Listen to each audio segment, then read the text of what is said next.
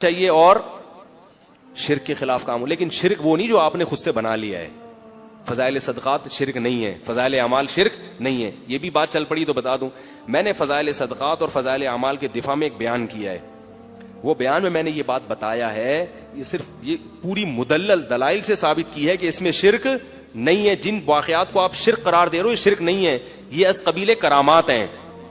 ان پر اگر اشکال ہوتا ہے تو اتنا ہوتا ہے کہ آپ کی رائے میں یہ مستند نہیں ہے. شیخ الحدیث مولانا زکریا رحمۃ اللہ کا خیال تھا کہ یہ مستند واقعات ہیں. آئی بات سمجھ میں؟ تو اگر کسی کو ان واقعات سے اتفاق نہیں ہے تو وہ نہ نقل کرے. اور دوسرا, جو فضائل اعمال پہ اعتراض کر رہا ہے کہ یہ واقعہ شرک ہے, تو فضائل اعمال میں وہ خود سے نہیں لکھا گیا, کسی کتاب کا حوالہ دیا گیا ہے. تو اصل کلپ اس کتاب کے مصنف کے خلاف بننا چاہیے. لیکن وہ کتاب عربوں کی لکھی ہوئی ہے, بہت ساری کتابیں بڑے بڑے بزرگان دین کی ہیں, ان کے خلاف توصیف الرحمان صاحب کے لیپ. بھائی اصل تو فضائل صدقات میں وہ واقعہ کسی کتاب سے لیا ہوتا ہے نا, تو اس کتاب کے خلاف کلپ بننا چاہیے نا. لیکن اس کے خلاف کلپ, اس کو مشرک نہیں قرار دیں گے, کیونکہ اس کو اگر مشرک قرار دے دیا تو سعودی عرب میں داخلہ بند. فضائل اعمال کے پیچھے پڑے ہوئے. تو میں نے یہ ثابت کیا تھا کہ اعتراض کرنے والوں میں اخلاص نہیں ہے. اس پہ لوگوں نے کہا کہ مفتی صاحب نے فرض کیا ہوا ہے کہ فضائل اعمال کا دفاع کرنا ہی ہے. بھائی فرض نہیں کیا ہوا, ہم اس ٹریک سے آپ کو ہٹانا چاہتے ہیں کہ ان واقعات کی بنیاد پر اگر فضائل پر شرک قرار دو گے تو صرف شیخ الحدیث کی ذات مجروح نہیں ہوگی, آپ کی تاریخ میں بڑے بڑے علامے, بڑے بڑے بزرگان دین وہ کیا ہو جائیں گے؟ مشرک ہو جائیں گے. اس کی میں ایک مثال دیتا ہوں. آج ہم نے بلایا تھا کل ڈاکٹر ذیشان صاحب ہے نا, بڑے مشہور پی ایچ ڈی کیا ہوا ہے امریکہ سے, انہوں نے بڑے دیندار آدمی ہے. ورک شاپ میں ان کا بھی ہم نے کچھ لیکچر رکھا تھا. انہوں نے بڑی پیاری بات کی. انہوں نے کہا کہ یورپ جو آپ کی ذہن سازی کر رہا ہے, جو اسکول مغربی طرز پہ چل رہے ہیں, وہ ذہن سازی کیا کر رہے ہیں؟ بچوں سے نا اس کے باپ پر اعتراضات کرواتے ہیں, ابا پر, باپ کا احترام نکالتے ہیں. کیوں؟ اس لیے کہ جب ابا کا احترام نکلے گا تو کچھ دنوں کے بعد ان کے لیے اللہ اس کے رسول کا احترام بھی, لیکن ڈائریکٹ اللہ اس کے رسول کے خلاف ابھی لے کے گئے تو مسئلہ خراب ہوگا. پہلے باپ ماں اور ماں کا احترام نکالو, ان کی فرما برداری سے ہٹاؤ, پھر مذہب کی قیدوں سے بھی یہ کیا ہو جائیں گے؟ نکل جائیں گے.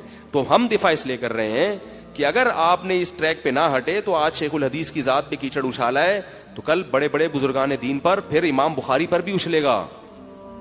کیونکہ ایسا دنیا میں کوئی بھی نہیں تاریخ میں گزرا جس پر انگلیاں نہ اٹھی ہوئی. صرف کہا جاتا ہے کہ عبداللہ بن مبارک ایک ایسے محدث گزرے ہیں جن پر کوئی جرح نہیں ملتی, ورنہ ہر محدث پر بھی جرح کی گئی ہے.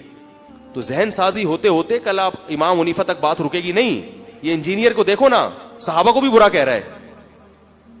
کیوں؟ جب منہ پھٹ ہوگا. یہ یہاں تک ایسے ہی تھوڑی پہنچ گیا. پہلے اس نے شیخ الحدیث مولانا زکریا کی شان میں گستاخی کی ہوگی, پھر مولانا تھانوی کو برا بلا کہا, اس سے ضمیر آہستہ آہستہ کیا ہوا؟ مردہ ہونا شروع ہوا. پھر ہوتے ہوتے ہوتے ہوتے صحابہ تک آ گیا.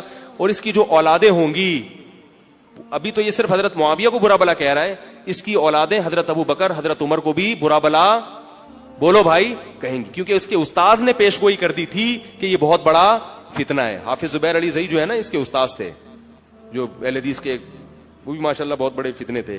اہل حدیث میں سارے علماء فتنہ نہیں ہیں, لیکن زبیر علی زئی بہت بڑا فتنہ تھا. میں نے اس کی کتابیں پڑھی ہیں, اس کی کتابوں میں بہت جھوٹ میں نے خود پکڑا ہے. عربی عبارات کے ترجمے غلط کیے ہوئے اس نے, لیکن عوام کہتی ہے مدلل تحریر ہے. میرا ارادہ تھا میں اس کی کتابیں لے کر آیا, میں نے کہا میں ان کو پڑھتا ہوں, کوئی بات ملی تو پڑھوں گا ورنہ جواب لکھوں گا. لیکن میں نے کہا یہ آدمی خائن ہے, جھوٹ کے جوابات نہیں ہوتے, کیا کیا باتیں پکڑ کے یعنی اس کی آدمی کرے. تو وہ مجھے اندازہ ہو گیا کہ بندہ ہی کرپٹ ہے. پتہ نہیں لوگ اس کو کیوں فالو. میں یہ نہیں کہہ رہا اہل حدیث میں سارے علماء کرپٹ ہوتے ہیں, یہ مطلب میرا ہرگز نہیں ہے, کسی کے مسلک پہ نہیں. جیسے دیوبندیوں میں بعض لوگ کرپٹ ہیں, ایسے ہی اہل حدیث میں بھی بعض علماء کرپٹ ہیں, جو امت کو باقاعدہ ایک سوچی سمجھی سازش کے تحت فرقواریت کی آگ میں الجھا رہے ہیں, تحریروں میں خیانت کرتے ہیں وہ.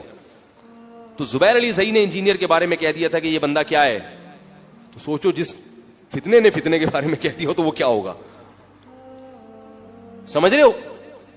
تو آج حضرت معاویہ کو کہا ہے, تو کل آگے جو اس کے شاگرد ہوں گے جب منہ پھٹ ہو جائیں گے تو بے لاکھ تبصرہ کریں گے, یار یہ عثمان نے کیوں نہیں جو ہے وہ خوارج کے سے مذاکرات کی, اور یہ حضرت عثمان نے یہ کیوں نہیں کیا.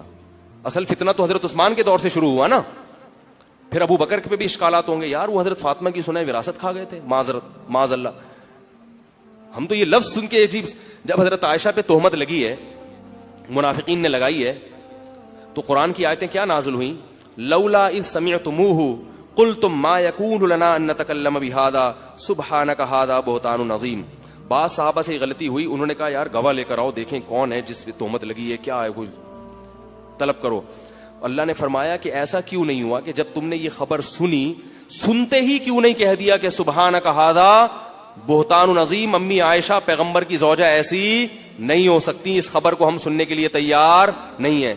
हजरत उमर थे कि जब उनको पता लगा ना हजरत आयशा पे तोहमत लगी, उन्होंने फौरन ये कहा सुब्हानक हादा बुहतानुन अज़ीम, ए अल्लाह तू हर ऐब से पाक है, ये मेरी रूहानी माँ आयशा पर बहुत बड़ा इल्जाम लगा है, तोहमत लगी, ये खबर सही नहीं हो सकती। बाद में हजरत उमर का ये कौल कुरान बन के नाजिल हो गया। अल्लाह ने सहाबा को तंबीह की कि भाई तुमने जब ये सुना था, ये कैसे मुमकिन है कि माज अल्लाह एक माज अल्लाह नकल कुफर, ये तो हमें मुंह से निकालते हुए भी डर लग रहा है कि किसी औरत से बदकारी हो और अल्लाह उसको नबी की।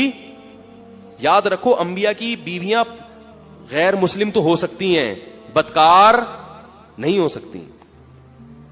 नूह अलैहिस्सलाम की बीवी गैर मुस्लिम थी, बदकार नहीं थी, क्योंकि अल्लाह अंबिया की बीवियों को इस ऐब से बचाते हैं, क्योंकि ये नबी की जात पे क्या है, बहुत बड़ा।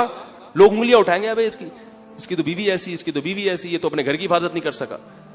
गैर मुस्लिम होने का ताल्लुक नजरिए से है, आप किसी का नजरिया बदल नहीं सकते, लेकिन बदकार होने का ताल्लुक अमल से है।